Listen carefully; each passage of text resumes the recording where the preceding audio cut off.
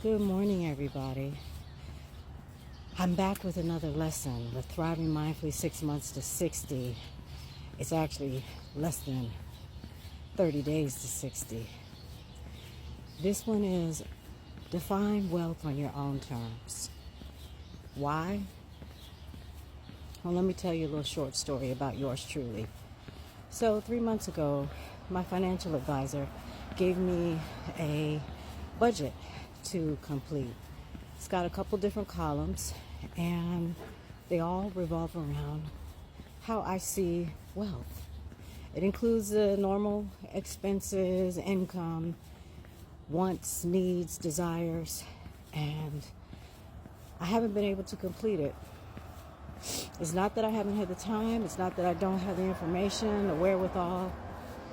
I just haven't been able to complete it. And there's been a block. And that block is rooted in my judgments and criticisms and shame from my inner critic, my shadow self. And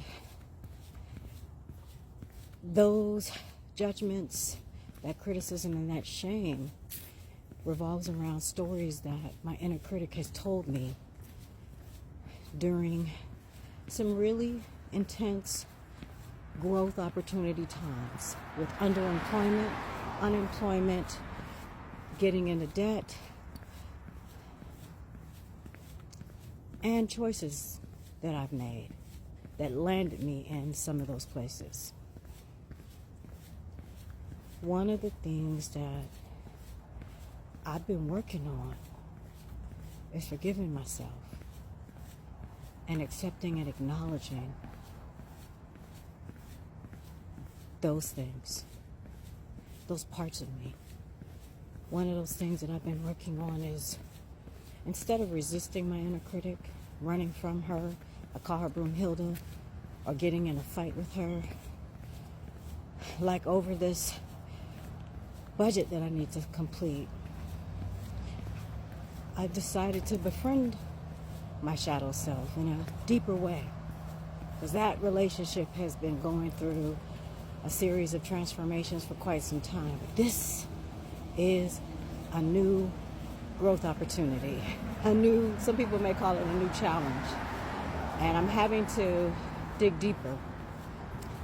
And one of the things that I'm doing in digging deeper is looking at my own definition of wealth, not society's, not the one that I breathed in from the first time I recognized the value of money and started working as a paper route girl for the Washington Post back in the 70s and the Washington Star, if you were around. I had two paper routes. Those are my first times actually making what I thought at that time a significant amount of monthly income, about 100 to 115 a month. Not bad, right? And I really haven't taken the time to define wealth. It's based, what I've done in the past has been based on capitalism. And for me, capitalism is rooted in white supremacy and patriarchy and oppression.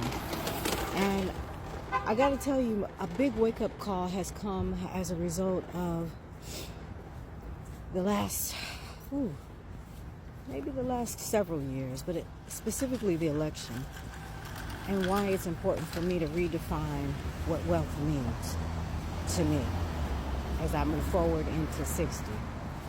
So, I encourage you, check in with yourself and look at how you define wealth. For me, wealth is a number of things, and this is an ongoing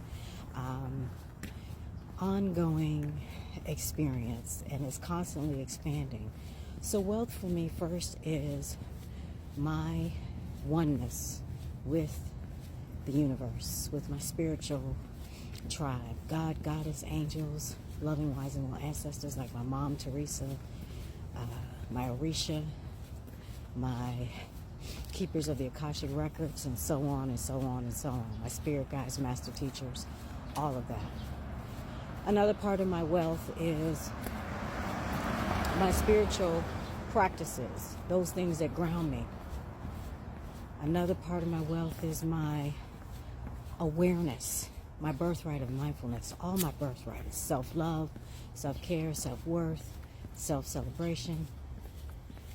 My attention is a part of my wealth. What I focus on, what I choose to focus on. Do I get distracted?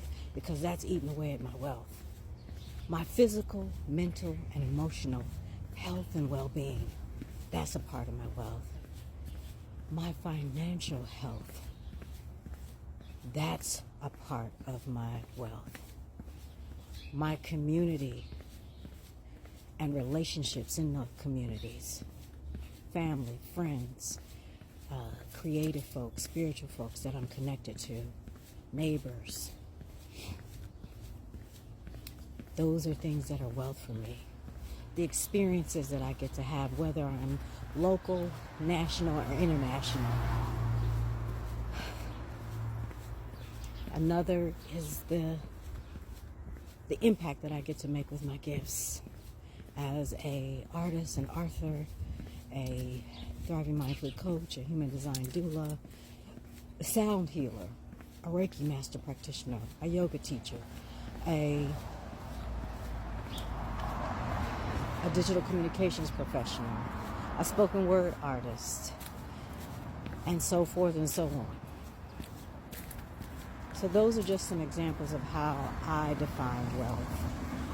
And when I look at my definition of wealth, I have some different assets on my balance sheet now. And I have a wellspring, a wealth wellspring that I can tap into as a reminder of how valuable I am, have been, and will be. And so I'm using my new definition of wealth as it evolves to move forward on that form that I will be submitting in the next day to my financial advisor. And I will check in with you and let you know that I submitted it for accountability. All right? So wherever you find this video, let me know how you define wealth. And remember to define wealth for yourself.